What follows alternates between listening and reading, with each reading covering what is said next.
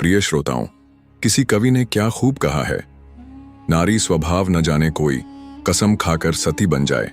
आज हम आपके लिए इसी गूढ़ रहस्य की एक नई कथा लेकर आए हैं। यह कथा है नारी स्वभाव की। मित्रों, जो भी मनुष्य इस कहानी को पूरे मन से सुनता है वह जीवन में कभी धोखे का शिकार नहीं होता। इस कहानी को सुनकर आप अपने जीवन में कई सकारात्मक बदलाव ला सकते हैं। नारी का मायाजाल इतना जटिल होता है कि यदि कोई पुरुष इसमें फंस जाए तो उसका जीवन कभी संवर नहीं सकता। आज हम ऐसी ही एक सच्ची कहानी सुनाने जा रहे हैं जिसे सुनकर आपके आसपास की नारियों के बारे में ऐसा रहस्य खुलेगा कि आपकी रूह कांप उठेगी। तो आइए इस कथा की शुरुआत करते हैं। प्राचीन काल में एक नदी के तट पर बसा था मधुर नगर नामक गांव। इस गांव में राजा विश्वदेव रहते थे, जिनका हृदय अथाह दया और उदारता से भरा था। उनकी 2 रानियां थीं जिनसे वे असीम प्रेम करते थे। राजा अपनी प्रजा को भी उतना ही स्नेह देते थे जितना अपनी रानियों को। एक दिन भगवान की कृपा से राजा को एक पुत्र रत्न की प्राप्ति हुई। इस खुशी में राजा ने अपने दरबार में एक भव्य नृत्य समारोह का आयोजन किया। आसपास के गांवों से कई नृत्यांगनाएं इसमें भाग लेने आईं। शाम का समय था, नृत्य समारोह शुरू हो चुका था। तभी राजा की नजर एक ऐसी सुंदरी पर पड़ डली जिसका नृत्य देखकर वे मंत्रमुग्ध हो गए। वह नृत्यांगना ऐसी लगती थी मानो स्वर्ग से कोई अप्सरा धरती पर उतर आई हो। उसके सौंदर्य ने राजा का मन मोह लिया। समारोह समाप्त होने पर राजा ने अपने महामंत्री को बुलाया और कहा, हे महामंत्री, मुझे उस नृत्यांगना से प्रेम हो गया है। जाओ और उससे मेरे विवाह का प्रस्ताव रखो। कहना कि राजा उसे अपनी पटरानी बनाना चाहते हैं। महामंत्री ने राजा की आज्ञा का पालन किया और उस सुंदरी के सामने विवाह का प्रस्ताव रखा। वह सुनकर आश्चर्य में पड़ी गई और बोली, हे महामंत्री, मुझे कुछ समय दीजिए, मैं सोचकर उत्तर दूंगी। इतने बड़े निर्णय को मैं जल्दबाजी में नहीं ले सकती। कुछ दिन बीतने पर वह विवाह के लिए तैयार हो गई। राजा ने उससे विवाह कर लिया। समय बीता और छोटी रानी को 2 पुत्रों की प्राप्ति हुई। अब राजा की 3 रानियां और 3 पुत्र थे। कुछ वर्षों बाद राजा की मंझली रानी, जिसे संतान सुख नहीं मिला था, उदास रहने लगी। उस समय के राजाओं को जंगल में शिकार खेलने का शौक होता था। राजा विश्वदेव भी अपने 3 पुत्रों जयंत, सूर्यवंश और अनघ को शिकार के लिए जंगल ले जाया करते थे। एक दिन जयंत, सबसे बड़ा पुत्र, अपने घोड़े पर सवार होकर जंगल में शिकार के लिए गया। पूरा दिन बीत गया पर उसे एक भी हिरण न मिला। निराश होकर वह जंगल में भटक रहा था कि तभी एक घने जंगल से एक विचित्र व्यक्ति निकला। उसके कपड़े फटे पुराने थे, चेहरा असामान्य और व्यवहार अजीब। उसके कंधे पर एक मैना बैठी थी और दोनों में गहरी मित्रता थी। वह भोजन की तलाश में भटक रहा था। जयंता उस व्यक्ति के पास गया और बोला, हे सज्जन, आप कौन हैं? इन जंगलों में इस तरह फटे वस्त्रों में क्यों भटक रहे हैं? वह व्यक्ति चुप रहा क्योंकि उसे भूख सता रही थी। जयंत ने अपने थैले से कुछ मिठाइयां निकाली और उसे दी। वह लपक कर उन्हें खाने लगा। जयंत ने फिर पूछा, आप कौन हैं? इन सुनसान जंगलों में क्यों रहते हैं? आपका परिवार कहाँ है? यह सुनते ही उस व्यक्ति के हाथ से मिठाई छूटकर जमीन पर गिर गई। उसकी आंखें भर आईं और वह फूट फूट कर रोने लगा। जयंत हैरान होकर बोला, आप क्यों रो रहे हैं? मुझे बताइए, आप कौन हैं? तभी उस व्यक्ति के कंधे पर बैठी मैना बोली, हे राजकुमार, मेरे स्वामी एक वीर राजा थे, पर अपने पुत्र के कारण आज इस दशा में हैं। मानसिक संतुलन खोने से वे जंगल में भटक रहे हैं। जयंत ने मैना से पूछा, ऐसा क्या हुआ उनके साथ? मैना बोली, पास के नगर में एक सुंदरी रहती है जो इतनी रूपवती है कि हर कोई उससे विवाह करना चाहता है। वह किसी अप्सरा से कम नहीं। उसके पिता, एक राजा, उसका विवाह करवाना चाहते हैं, पर उसकी एक शर्त है। वह उसी से विवाह करेगी जो उसके प्रश्न का उत्तर दे सके।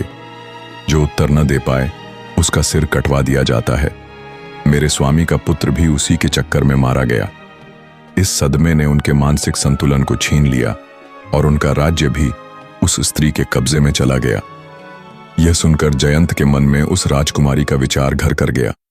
वह महल लौटा पर रात भर उसी के ख्यालों में डूबा रहा। सुबह होते ही वह अपने घोड़े पर सवार होकर उस राजकुमारी के महल की ओर चल पड़ा। माता पिता ने उसे रोकने की कोशिश की, पर वह न माना। उसने कहा, मैं उस राजकुमारी के प्रश्न का उत्तर दूंगा और उससे विवाह करूंगा। महल पहुंचकर जयंत ने विवाह का प्रस्ताव रखा। राजकुमारी मेघना ने कहा, मैं तुमसे विवाह करूंगी, पर पहले मेरे प्रश्न का उत्तर देना होगा। यदि उत्तर न दे सके तो तुम्हारा सिर कट जाएगा। जयंत ने शर्त स्वीकार की। मेघना ने प्रश्न पूछा, बताओ, कमलनद की कहानी क्या है? जयंत निरुत्तर रह गया। मेघना ने उसका सिर कटवा दिया। जयंत की मृत्यु की खबर सुनकर राजा विश्वदेव और उनके दोनों छोटे पुत्र सूर्यवंश और अनघ शोक में डूब गए। सूर्यवंश ने सोचा, मैं अपने भाई का बदला लूंगा। वह भी मेघना के पास गया। मेघना के रूप को देखकर वह भी मोहित हो गया, पर उसने पूछा, मेरा भाई कहाँ है? मेघना ने अनजान बनते हुए कहा, मुझे नहीं पता। सूर्यवंश ने विवाह का प्रस्ताव रखा। मेघना ने वही प्रश्न पूछा। सूर्यवंश भी उत्तर न दे सका और उसका सिर भी कट गया। जब सबसे छोटे पुत्र अनघ को अपने दोनों भाइयों की मृत्यु का पता चला तो वह क्रोध से भर उठा। माता पिता ने उसे रोकने की कोशिश की, पर वह बोला, या तो मैं बदला लूंगा या आप समझ लेना कि आपका कोई पुत्र था ही नहीं। वह मेघना के महल के लिए रवाना हो गया। रास्ते में अनघ ने सोचा कि वह अपने भाइयों की तरह जल्दबाजी नहीं करेगा। मेघना के महल के पास एक बगीचा था। उसने अपना घोड़ा वहां छोड़ा और एक साधारण व्यक्ति का वेश धारण कर लिया। वह बगीचे के एक तालाब के किनारे खड्डा था। तभी मेघना अपनी सखियों के साथ वहां विश्राम करने आई। मेघना ने अपनी सखी रम्या से पानी लाने को कहा। रम्या तालाब के किनारे गई जहां अनघ खड्डा था। उसका रूप देखकर रम्या मोहित हो गई। पानी लेकर मेघना को देने के बाद रम्या वापस अनघ के पास गई और बोली, हे युवक, मैं तुम्हारे रूप पर मोहित हो गई हूं। यदि तुम चाहो तो मैं तुमसे विवाह करना चाहती हूं। अनघ ने पूछा, तुम कौन हो? रम्या बोली, मैं मेघना की सखी हूं। अनघ रम्या के घर गया। रम्या ने उसे भोजन परोसते हुए कहा, मैं तुम्हें कभी धोखा नहीं दूंगी, मैं तुमसे प्रेम करती हूं। अनघ की आंखें नम हो गईं। वह बोला, मैं इस बगीचे में इसलिए आया था क्योंकि मेघना ने मेरे दोनों भाइयों का सिर कटवा दिया। मैं उसका रहस्य जानना चाहता हूं। वह कौन सा प्रश्न पूछती है? रम्या बोली, मैं तुम्हें बता दूंगी, पर पहले वादा करो कि तुम मुझसे विवाह करोगे। अनघ ने वादा किया।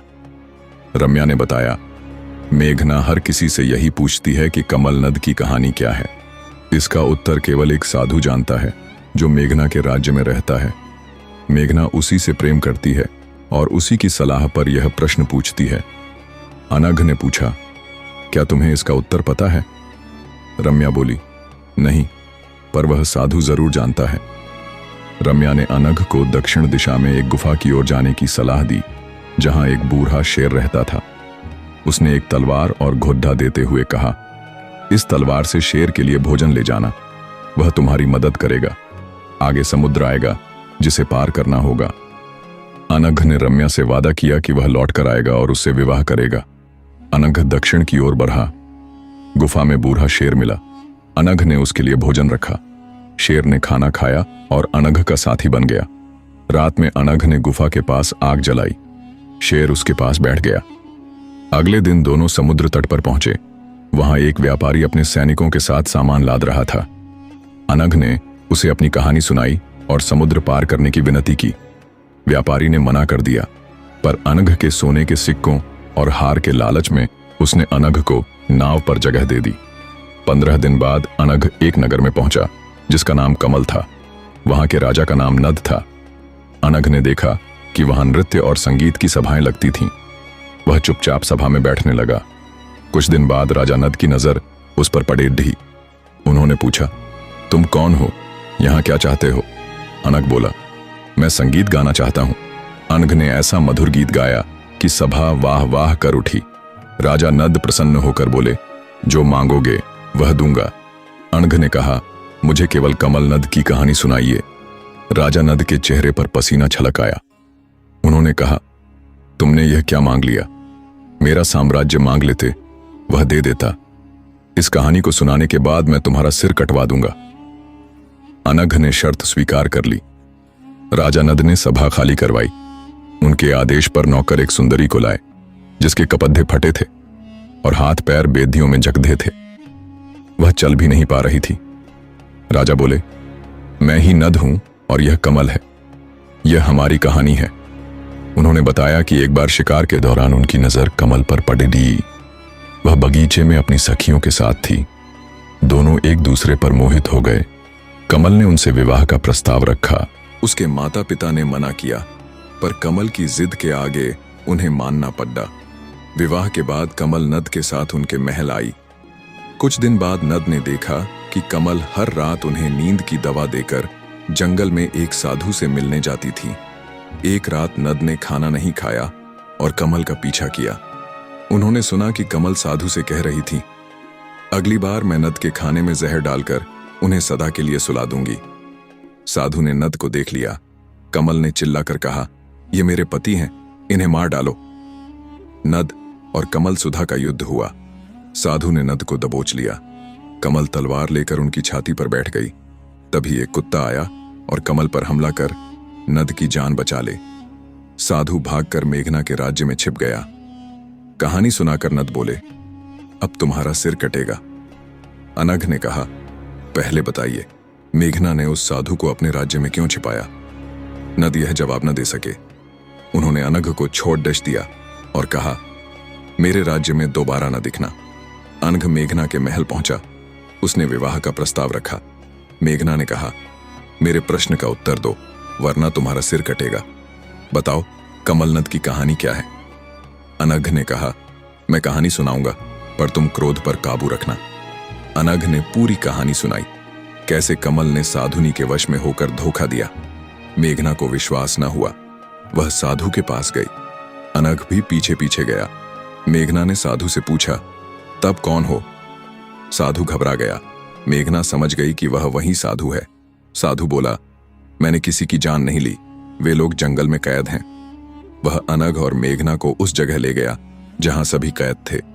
अनघ ने अपने भाइयों को मुक्त कराया। मेघना ने साधु को उसी कैद में डाल दिया। अनघ ने मेघना से कहा, धन्यवाद, तुम्हारी वजह से मैं अपने भाइयों से मिल पाया। जीवन में कभी आंख मूंद कर भरोसा न करना। स्वार्थी लोग प्रिय चरित्र का खेल खेलते हैं, जो अपने फायदे के लिए कुछ भी कर सकते हैं। अनघ अपने भाइयों के साथ महल लौटा। उसने रम्या से विवाह किया और अपनी सभा में बोला, स्त्री का सौंदर्य चेहरे में नहीं, हृदय में होता है। साफ दिल वाली स्त्री के साथ जीवन सुखमय होता है, पर चरित्रहीन सुंदरी जीवन को कष्टमय बना देती है। चाणक्य, विदुर और शुक्र नीति कहती है कि आंख मूंद कर भरोसा न करो, वरना धोखा मिलेगा। सतर्क रहो ताकि जीवन सुखमय रहे। प्रिय श्रोताओं, यह कथा आपको कैसी लगी?